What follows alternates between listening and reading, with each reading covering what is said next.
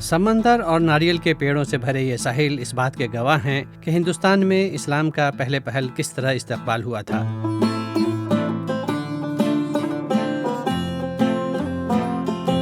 یہ جاننے کے لیے ہم جنوبی انڈیا کی ریاست کیرالہ کے کوڈنگلور پہنچے، جہاں کبھی پھلتا پھولتا اساطیری مزرس بندرگاہ تھا۔ خطے میں اسلام کی آمد کے بارے میں سمجھنے کے لیے اس بری اور بحری سفر پر ہمارے ساتھ یوہان بینی کروویلا اور پروفیسر الیاس ہیں۔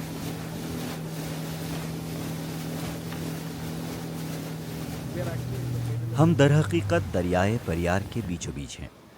ذرا آگے یہ دریا عریبین سی سے ملتا ہے اور ہمارے پیچھے یہ دریا پہاڑوں سے آتا ہے، جہاں سے جنگلی کالی مرچ، جنہیں کالا سونا بھی کہتے ہیں، لائی جاتی تھیں، جس کے قاطر یہاں یہودی دنیا، مسیح دنیا اور جزیرت العرب یعنی جہان بھر سے تاجر آیا کرتے تھے۔ یہ لوگ نہ صرف تجارت کے لیے یہاں آئے، بلکہ ان میں سے بہت سے یہیں کے ہو کر رہ گئے۔ چنانچہ عرب نہ صرف اپنے مال تجارت کے ساتھ آئے اور یہاں آباد ہوئے، بلکہ ایک مقامی راجہ چرامن کے توسط سے اسلام نے بھی خطے میں اپنے پاؤں جمائے۔ اسلام کی اس خطے میں آمد کے 4 نظریات پیش کیے جاتے ہیں، اور دلچسپ بات یہ ہے کہ چاروں ایک ہی نقطے راجہ چیرامن پیرومل پر آ کر ملتے ہیں۔ کہا جاتا ہے کہ ان کی دعوت پر مالک بن دینار یہاں آئے اور انہوں نے اسلام کی تبلیغ و اشاعت شروع کی۔ وہی تھے جنہوں نے کیرالہ میں پہلی مسجد تعمیر کی۔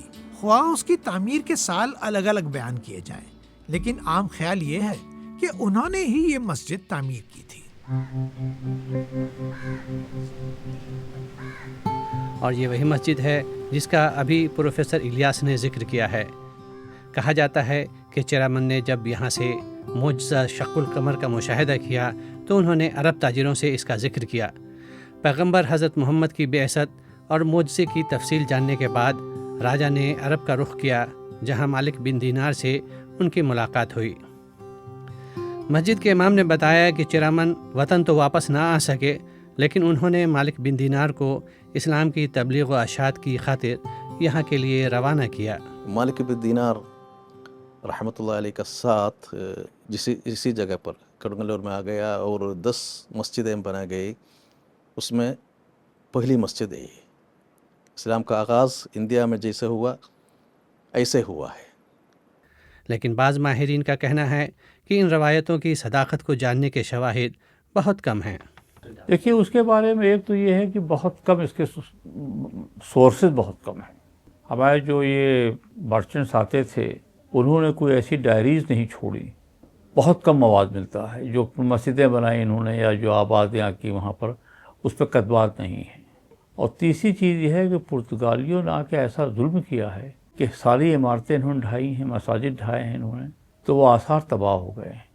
لیکن ایک سوال اب بھی موجود ہے کہ آخر یہاں کے لوگوں نے اسلام کو اتنے کھلے دل کے ساتھ کیوں کر قبول کیا؟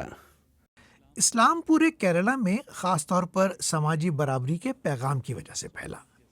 اس نے جس طرح کے سماجی انصاف کا احساس دلایا، وہ اونچ نیچ پر مبنی ذات پات کے خلاف تھا۔ وہ کسی بھی قسم کے امتیازی سلوک کے خلاف تھا، اور یہ وہ چیز تھی جو اس علاقے کے لوگوں کو بہت پرکشش لگی۔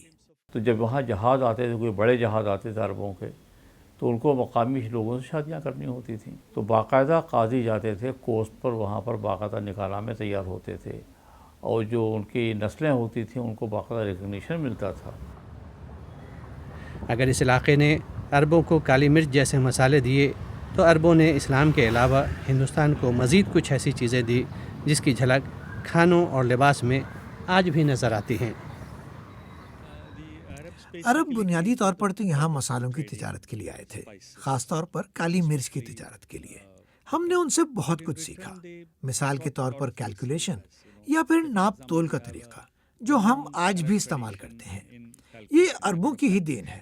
اس کے علاوہ انہوں نے ہمیں کشتی بنانا بھی سکھایا۔ اچھی کشتیاں بنانا ہم نے انہی سے سیکھا۔